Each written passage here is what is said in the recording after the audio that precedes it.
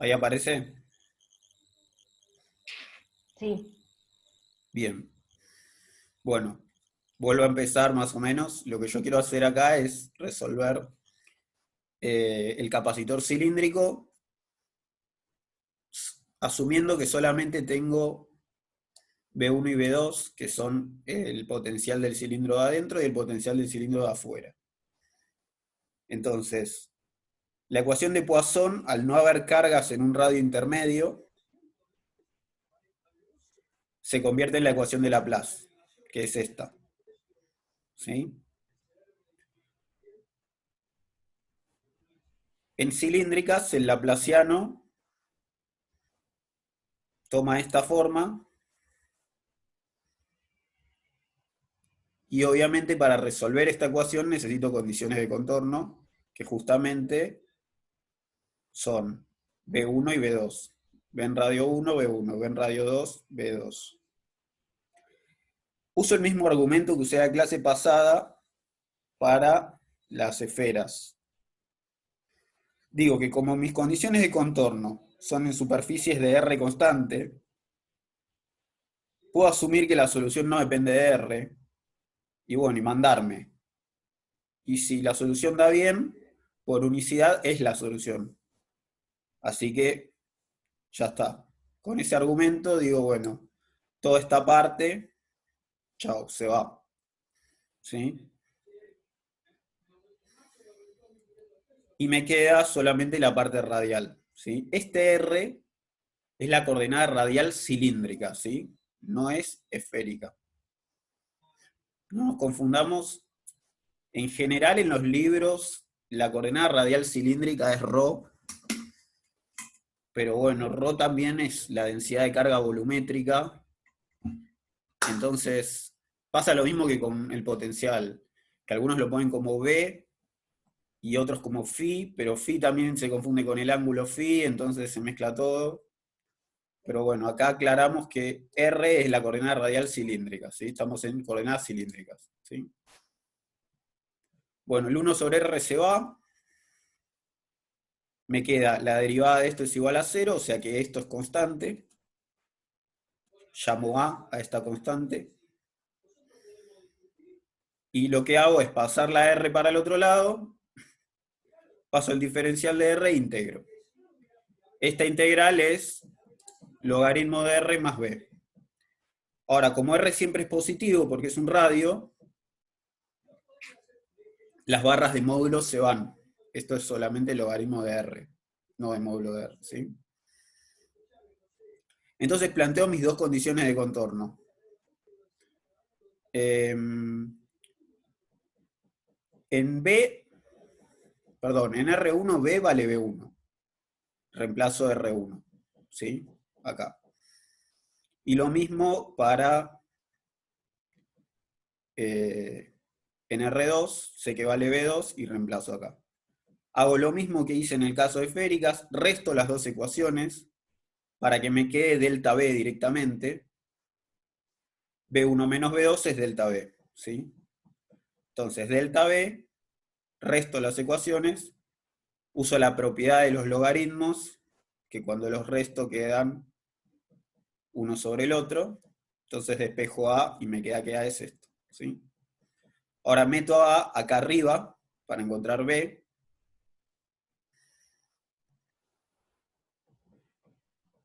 y me da que B es B1 menos todo esto, ¿sí? Ahora meto A y B en la solución general, acá,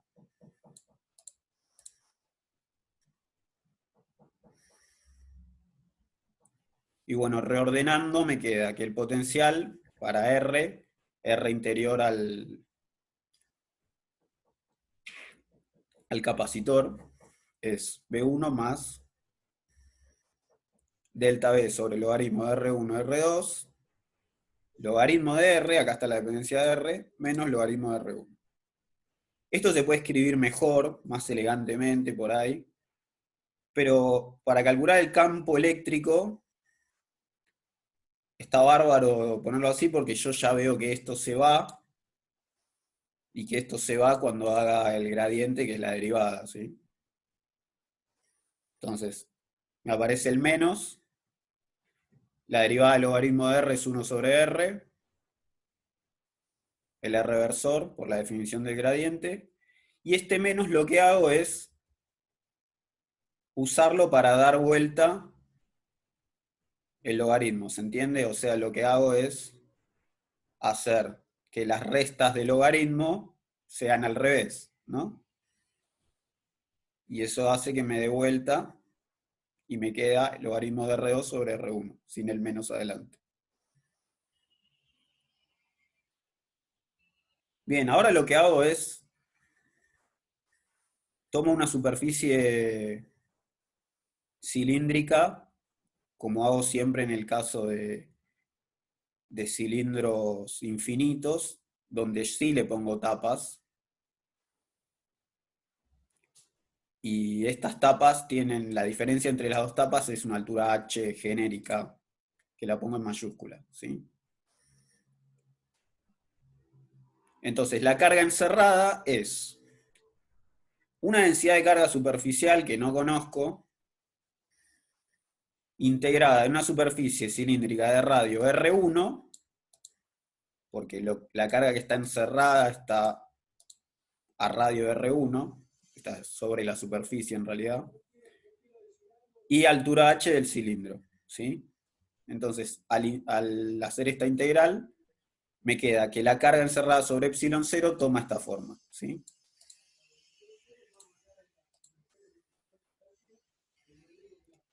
Esto lo que hice fue resolver la parte izquierda de la ley de Gauss, la carga encerrada sobre epsilon 0. Este sigma, no sé qué es, ¿sí? No es dato. Este h lo inventé yo. Es la altura de mi cilindro gaussiano, ¿sí? Bueno, del otro lado, el flujo del campo, como mi superficie gaussiana es de radio R genérico, ¿sí? El flujo es sobre la superficie de radio R genérico, pero que tiene altura h, ¿sí? Entonces me aparece este R, cuando integro en z, queda h. Este R se va con este R,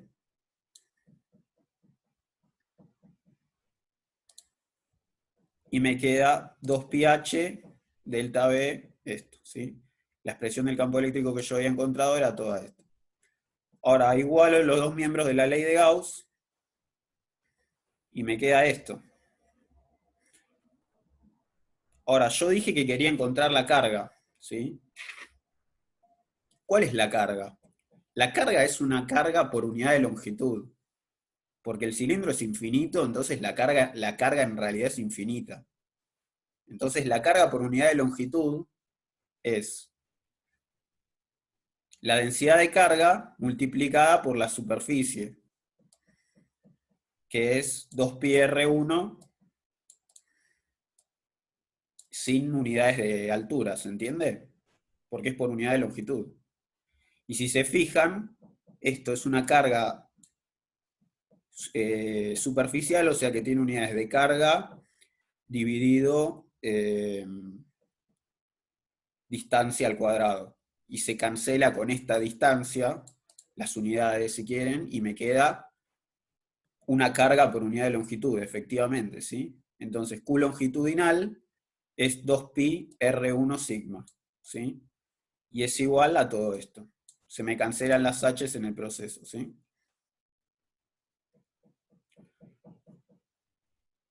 Y bueno, la capacidad por unidad de longitud es la Q longitudinal dividido la diferencia de potencial,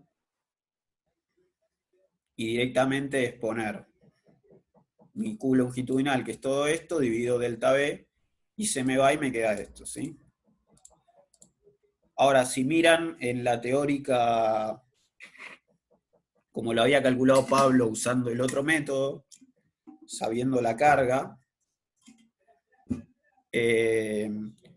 Pablo definió no calculó un capacitor cilíndrico infinito, sino que calculó un capacitor cilíndrico finito con altura h chiquita mayor que la diferencia de los radios, ¿sí? Entonces, si al cilindro le asigno una altura h, como hizo Pablo en la teórica, h mucho mayor a la diferencia de los radios, la capacidad por unidad de longitud la multiplico por h y me da una capacidad con unidades de capacidad, ¿sí? Capacidad es la carga longitudinal, la carga por unidad de longitud, perdón, por h, y me queda esto. Y si vuelven a la teórica van a ver que esta es la misma expresión, ¿sí? Eh, Perdón que fui así medio rápido, pero es como, me gustaría por ahí que lo puedan hacer ustedes, y esto es como una pista de cómo hacerlo. Fíjense que hice el mismo proceso lógico que para el capacitor esférico, y la única trampa era ver qué es la carga, ¿sí? Si se dan cuenta que la carga en realidad es una carga por unidad de longitud, y miran bien las unidades, esta es la carga. Entonces, esto lo pueden expresar directamente como lo que esté del otro lado, ¿sí? Cuando hacen la ley de Gauss. Esa era la única parte que me pareció que era no trivial, y bueno, por eso quise explicarlo. Bueno, ¿alguna duda?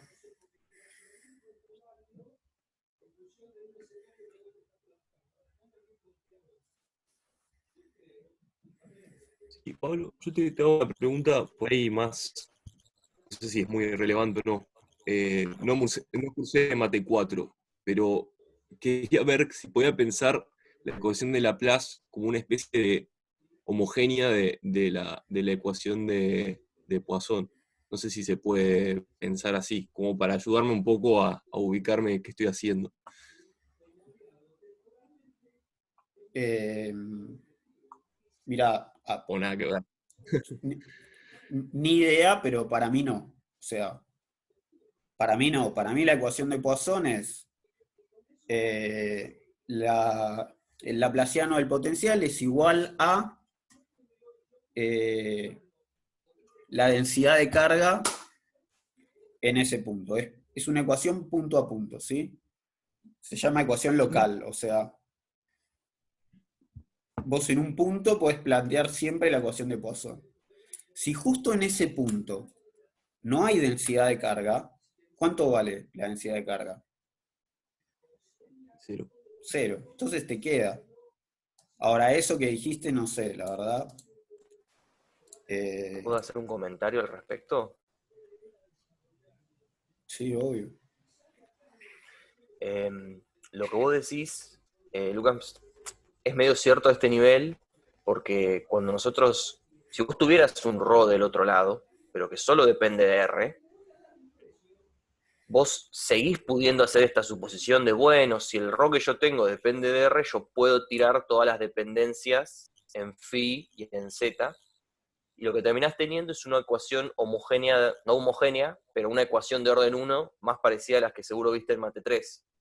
Tenés, no sé, 1 sobre R por dA de R por dB de R, igual a una función de R. Y la atacás con todo el aparato que aprendiste en Mate 3, pero que en el fondo no es mucho más que lo que aprendiste en F1, de pasar el R, integrar, pasar el otro R, integrar de nuevo. O sea, lo terminás volviendo una ecuación de orden 1, perdón, en una variable de orden 2, más similar a las que capaz ya te encontraste. No sé si eso era tu pregunta. Sí, no, iba por ahí, pero sí, me orienta un poco más. O sea, homogénea no. O sea, va a ser homogénea si ρ es 0 y hasta ahí, porque no son sumas de derivadas de b, porque están los R dando vueltas.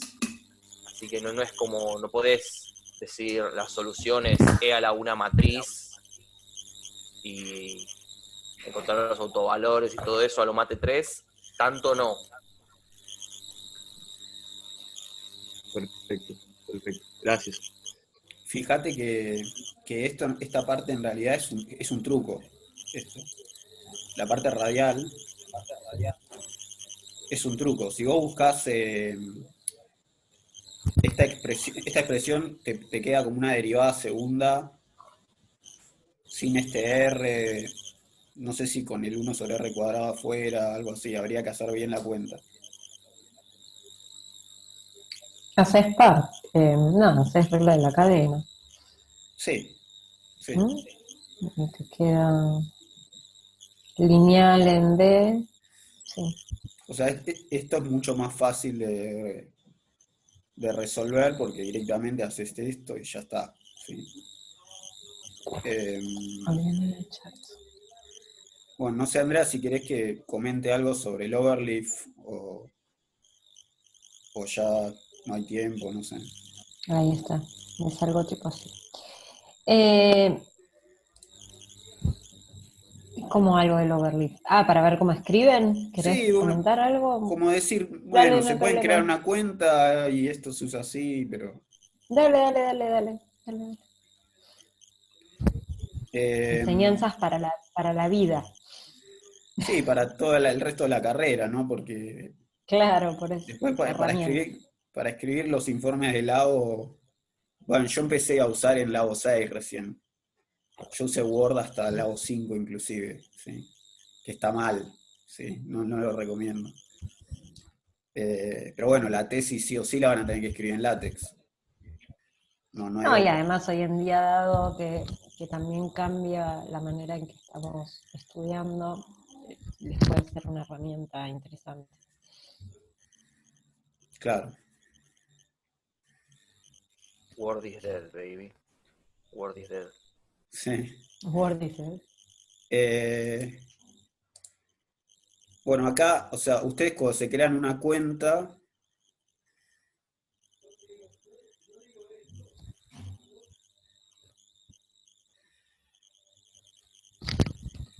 les aparece todo esto, ¿no? No sé, está tardando 1000 años en cargar.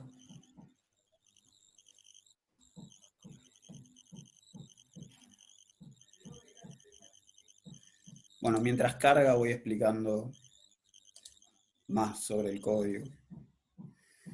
Entonces, la idea es que ustedes tienen como una hoja en blanco donde empiezan a tirar líneas de código, ¿sí? Todo lo que sea barra algo, como LaTeX. Esto lo pones el caption de una figura para que en vez de que te aparezca en inglés figure, te aparezca figura, por ejemplo. Esto, bueno, setea como los enlaces, pero ¿sí? Mirá, le pasa los templates entre sí. El UTF-8 Input Tank es lo que te permite poner acentos en español y que entren como acentos. Claro, ahí va. Ahí va. Cada cosa hace una cosa específica y la gente se pasa los templates entre sí. Si entran, ¿están en Stuffies ustedes? Sí. Si se fijan en Stuffies, el drive, Stuffies tiene un drive donde en cada materia hay material.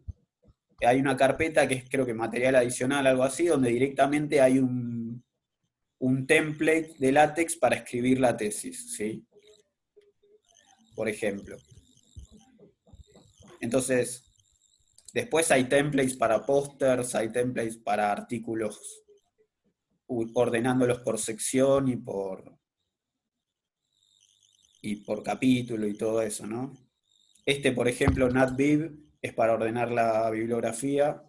A mí me lo enseñó a usar Andrea, que fue mi Soy directora de fanática. tesis porque yo no lo sabía usar. Yo ponía todas las referencias así a mano y bueno, aprendí así. Y ahora los usar bárbaro y es bárbaro el NatBib. Y No tenés que escribir ninguna referencia a mano. claro, Como Viptex. Es el BibTeX. El NatBib es el paquete que te levanta la entrada BibTeX. Excelente. y No, es lo más. esto es un código para un documento de estilo sin secciones, sin nada, es el que yo uso para escribir ejercicios. Es el que usé en realidad las pruebas de oposición, de ayudantía, solo que en las pruebas de oposición le tenés que poner márgenes y no sé qué específico.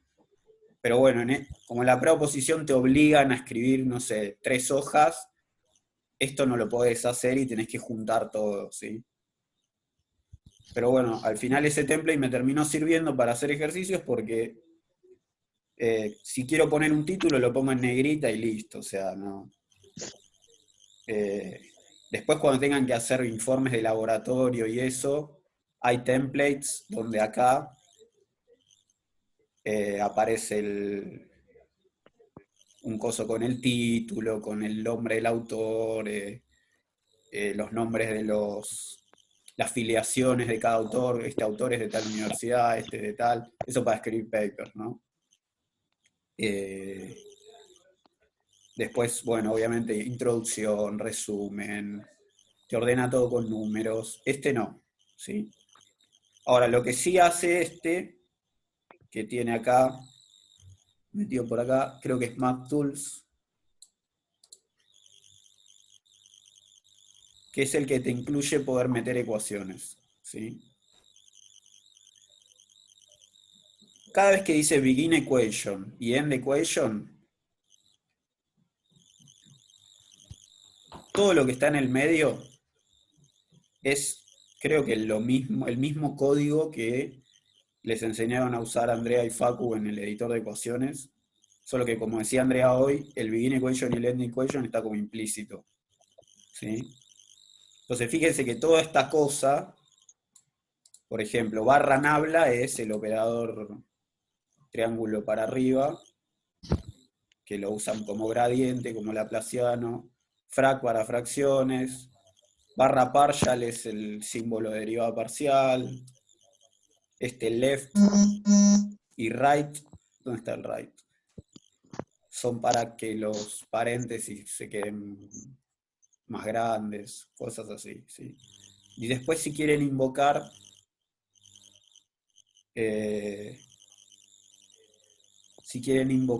expresiones matemáticas dentro del texto, o sea, sin tener que poner una ecuación numerada, ponen lo que escriban en código matemático entre signos de pesos, ¿sí? ¿Se ve? Entonces, miren cómo queda esta parte. O sea, esto era lo que estaba entre medio de begin equation y end equation, y esto de acá es lo que yo puse entre signos de pesos, ¿sí? Bueno, capaz si subo de acá, tiene que haber un end document al final, nada más. Y todo esto es lo que yo hago para separar el texto, o sea, cada párrafo que escribo, que quede una separación, ¿sí?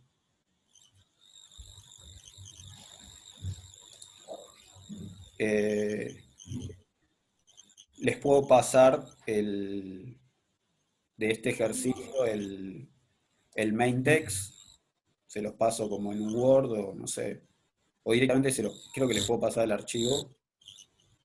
Y jueguen, traten de hacer ingeniería inversa del código y así aprendí yo, ¿no? Agarrando otros códigos y ver, diciendo, ¿esto qué hace? Y hay algunas cosas que todavía no sé, que son la de los paquetes que van arriba, pero sé que tienen que estar, por ejemplo. Es una forma de empezar, por ahí después les interesa bien aprender LaTeX en serio y se meten a full. A mí por ahora, como todavía no veo la necesidad y lo puedo usar así, lo uso así.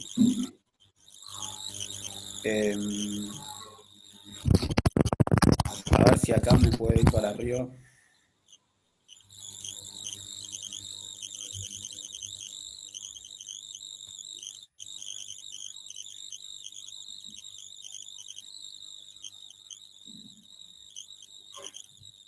Bueno, no carga, pero si entran a overleaf.com les va a crear una cuenta con clave, todo, y ahí les va a aparecer para crear nuevo proyecto en blanco o ya con un template definido, ¿sí? Ahí está. Incluso pueden asociar la cuenta de Gmail. Uy, ahí había aparecido. Sí, está. Ah, se fue. Apareció y se fue.